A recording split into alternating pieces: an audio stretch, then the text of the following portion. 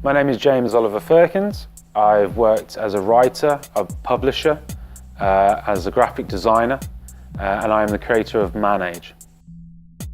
Manage offers articles, illustrations and photography exploring male identities, mental health and physical health, and the struggles and concerns that might come with them. 1 in 4 men in the UK, at least in the UK, suffer from a mental illness of some kind at some point in their life.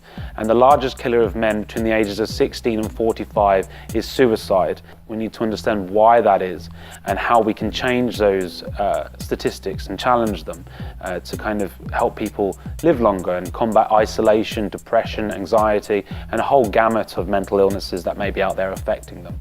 I think a big part of that is to tackle the isolation factor in showing men that there is a community out there of other like-minded men running through similar issues that want to talk and can talk and actually support each other through these issues.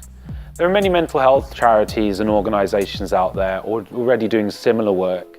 There are very few that I've seen which are geared towards what we might be called the male perspective. What Manage aims to do is create a sleek and discreet image and branding.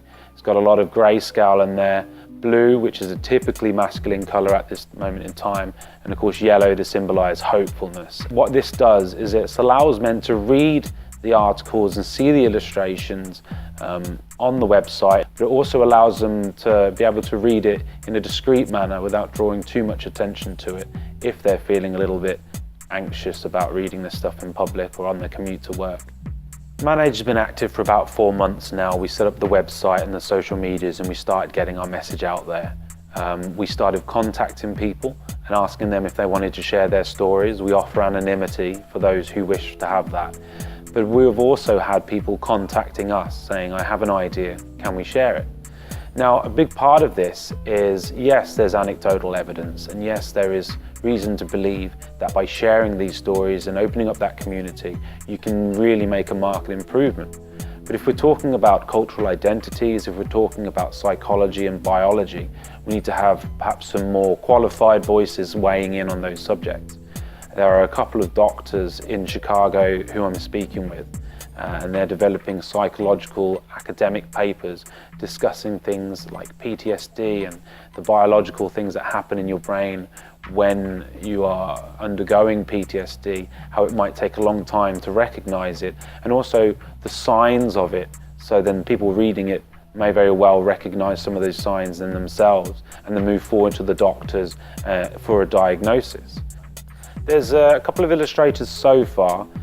One of them is called Alistair, and he has created some illustrations exploring drinking culture and how that if you want to hang around, you tend to have to go to a pub, or if you go to any situation other than the pub, you struggle to find a situation where alcohol isn't included to kind of lubricate the night, make it better.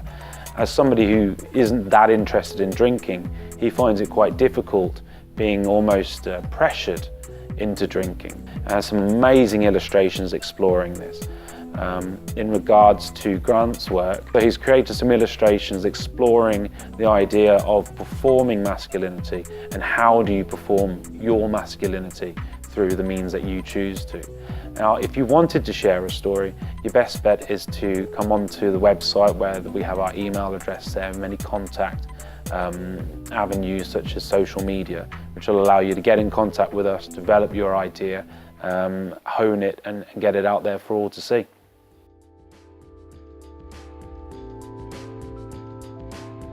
Why it's important to me is, again, I have had friends with mental health issues and physical health issues.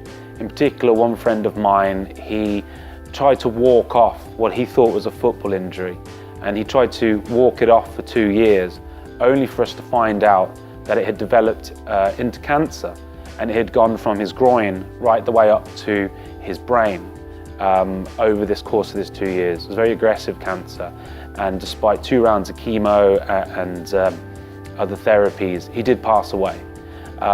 This is obviously very sad for me, but what is kind of angering, I suppose, if I may be so bold, is that if he had just gone to the doctors instead of trying to walk it off, trying to shrug it off, he would still be here today.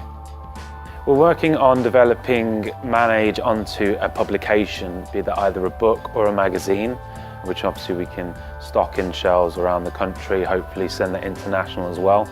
We're able to compile stories there and kind of format them in a really nice way with editorial illustrations and other photography projects, allowing our people to have publishing credits in a physical format as well as in a digital one.